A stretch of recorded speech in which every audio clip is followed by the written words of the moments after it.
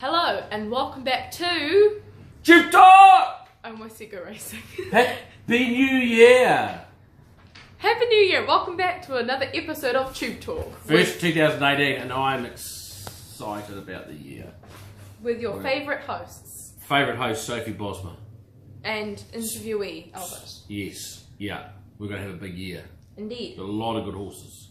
However, let's begin with a few honourable mentions that we've had that we are going to mention from the holiday period. Good place to start. Good place to start. So on the 30th of December we had 2 runners for 2 winners, and we'll start with Major Issue.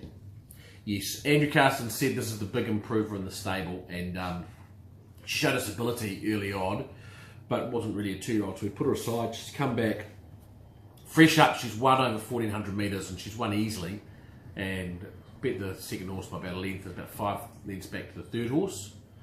The exciting thing about that was that the third horse has come out and won, sorry, the second horse has come out and won since, and we've made a late nomination for her for the New Zealand Oaks. We think she'll stay. We think she's very smart, so it's a really good way for her to start the year. And we also had Sophie's Choice. Excitement. On the same day, she won fresh up against the older horses at Taupo, so it was a good effort, a really good win. She just had got a little bit sore and jarry since then, so she's on the easy list at the moment. Which is a pity because we were going to be looking at the Group 3 Mongolian Khan Trophy for her on Cracker Million Night, but we will now reset our focus and aim her towards the Cambridge Thoroughbred Breeders in April. She's just having a little break now for a couple of weeks, and then we'll start again on her. Awesome. And we also had Passing Shot, who came second in the listed Newmarket handicap. And they took like 97 minutes to call the photo. It was that close. They honestly took about 10 minutes to call the photo. And it should have been a dead heat if he got going that for long, but he was second.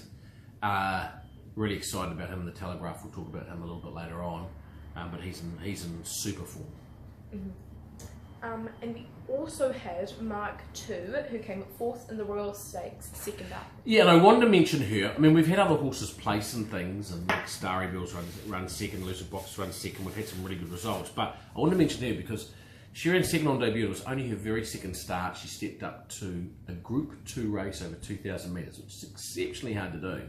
She got back in the field and charged home for 4th. If she'd settled up handy, she would have been right in the thick of it, could have won it.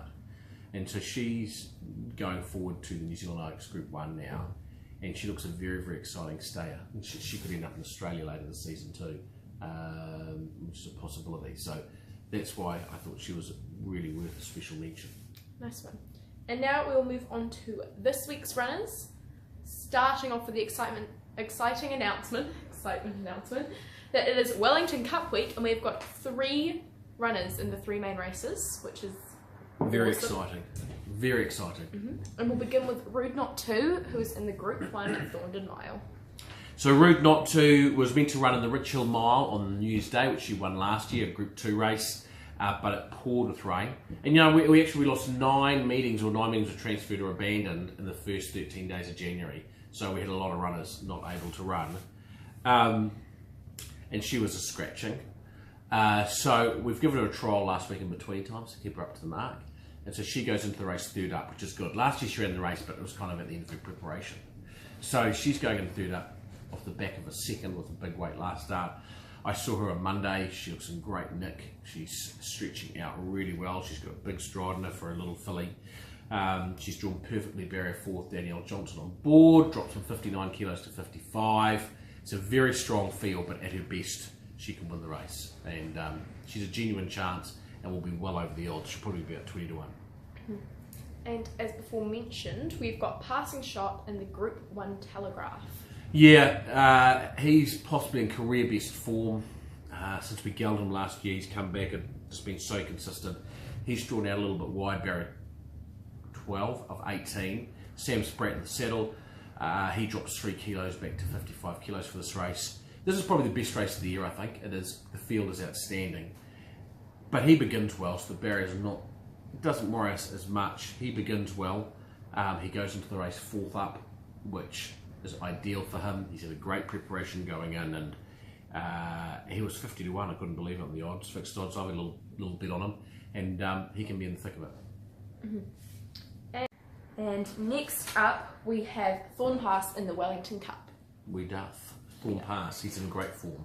For the last 4 starts, he's run second, third. A few starts back, we had Alicia Collett ride him at Alpernia. He came from last and ran second, and she said, have you ever tried this horse over 2 miles? And we said, no. And she said, I think he'd love 2 miles. And he certainly races that way. So we've targeted the Cup for him, and he goes in very fit, in form. He's got barrier 4. There was a lot of horses on 53 kilos, and so there was a real scramble for jockeys. We've been fortunate enough to get Cameron Lammas to ride him. And being a 2-mile race, I think he's got to ride him where he's happy. I'd love to see him sort of 5th, 6th, just on the fence, just going to sleep and getting a bit of space at the top of the straight. And there's always been a question mark on which horses can run 2 miles and which can't, and that, we'll find that out on Saturday, but I'm very happy with him going into the race. Mm-hmm. And on the same day at Gore, we have Elusive Boxers running in race 5. Yeah, over 1,200 metres. There's a big question mark on her career. This is her last campaign, unless she can do something. And fresh up, she ran second, came from back in the field. And look, I can't work this horse out. Some days you just don't know what she's going to do. She's won races by 8 lengths before, and then she's run last by 100 metres. She's just a temperamental horse. But she's got a good barrier draw of 2. Calvin Kilitcharan rides. And we've just got to ride her where she's happy. She doesn't really like really hard tracks anymore because she's a big mare, so it doesn't look like there's a few showers around. Looks like it might just be a dead 4-5. That'd be perfect for her. And I really don't know what she's going to do, but she's well going into the race, and she could easily win the race, or she could run last. It's a flip of the coin with her, what kind of mood she's in. Mm-hmm. And on Sunday at Waikato, we've got Starry Beale. It has to be a doubtful runner. He's drawn barrier 19 over 1,600 metres. He's a horse we think a lot of, and he's heading towards the New Zealand Derby. He's going to have a mile race, and he's going to step up to the Group 2 Waikato Guineas after this. So, from barrier 19, it would be very, very difficult for him. So, we'll leave it to the morning of the races and see what horses are scratched and what aren't, and see what he comes into. And we'll make a call on whether he starts. If he does start, we may have to ride him slightly more conservatively and at the back of the field and get him to charge home. Otherwise, I think he will run. We might look to run him at Avondale next Wednesday in a mile race where we'll have the opportunity to draw a better barrier. He can certainly win wherever he lines up. Mm-hmm. And our bet of the week this week is, drum roll please, Mill Sean running from race 8 in Wellington. Might surprise a few people. It's the Desert Gold Stakes, and Rondinelle's in there. She'll be a short price favourite. There's a massive hype about her. She won very, very well at Tauranga. Dijon Bleu, multiple group winner, is in there. She's a very good horse. It's a good field. But Mill Sean has had 1 start for 1 win. It's a full sister to Werther. I saw this horse at the sales. I tried to buy it. We went, I think, to about 220,000, and she made 300,000.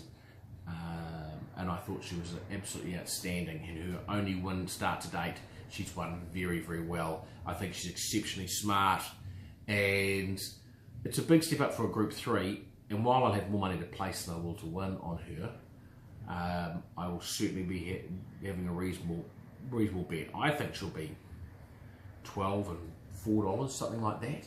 So you do a well over 4 bet on that. For every dollar to win, you have 4 to place, and I think she'll give you a run for your money, and she'll definitely have her in your multiples. Mm-hmm. Thank you very much. No, thank you, Sophie Bosma. And that has been Tube Dog! Tube Talk. See you next week. Bye.